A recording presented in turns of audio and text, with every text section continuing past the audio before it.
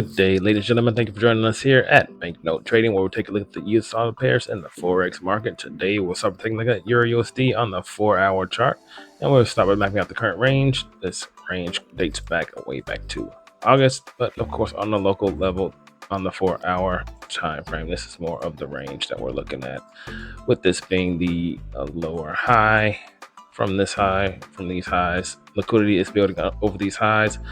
But as you can see, once this high broke this low, this support area, these lows made this low, was buyers step back in, and we had an internal bullish push, higher highs, higher lows, higher highs, higher lows. And that was eventually able to break structure to the upside. As you can see, price continues to break structure in either direction. That means we're in a range. But locally, it is bullish, higher highs, higher lows, higher highs, higher lows, higher highs. Now we're in the middle of this range. Looking to see if the dollar index will get any stronger. Then I would expect this push to continue back down, taking out the liquidity under these lows, target this low that was formed, and then eventually target the higher low from this overall range. The longer it stays in the range, we can't tell which direction it can go in, but that's what I'll be looking for. Any type of momentum push back down to lower prices, again taking out that liquidity and breaking structure back down to the downside if momentum picks up. GBP USD, let's go map out the current range.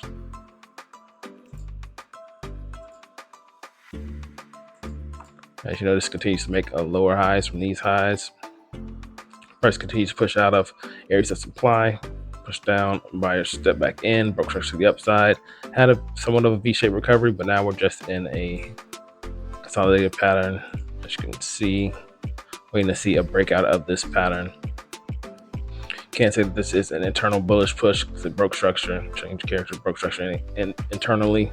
There is liquidity sitting over these highs, and of course I just mentioned that supply area right here to get back to. If it does retrace back into premium, expect any type of momentum push back down into lower prices. There is liquidity sitting under these lows, but this, again, it's just a consolidation area. So there's liquidity sitting on here. Of course, if momentum can pick up, just like with Euro, if it can pick up to the downside, and I would expect this to go and target the lows of its overall range.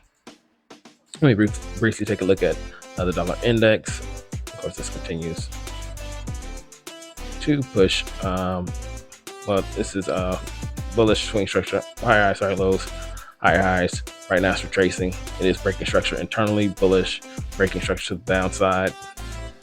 But overall, this could be forming a higher low from these lows.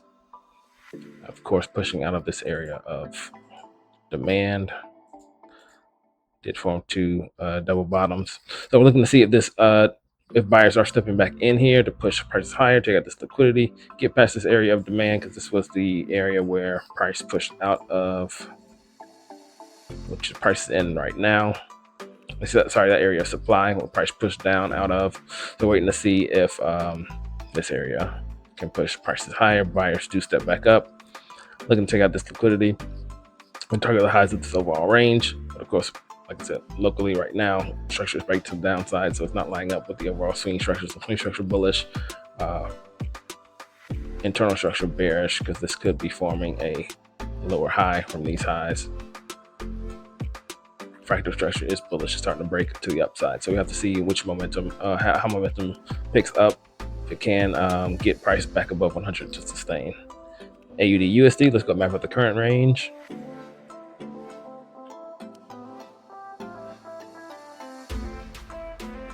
We're dealing with this, like we were saying last week, price pushed out of this area of supply, but that wasn't able to break the lows of this range. So this was the AUD price leg, bearish swing structure, and retrace. Supply pushed prices back down, but didn't break past the lows. So buyers stepped back in and started, as you can see, just breaking structure to each side. So we're definitely still in a range for AUD USD. Of course, this is the overall range, with this being supply and this being, support, and this being resistance. And price continues to break structure to the upside and downside, but not making any new lows out of this range that we're in. So just watching momentum, see if anything can pick up. You can see there's liquidity sitting under the lows here, and we're waiting to see how the dollar plays out on those dollar news this week, so we can see if either of these, either side of this range gets targeted. But right now, just in a range in the middle of the range actually right now. So NZD USD, let's go map with the current range.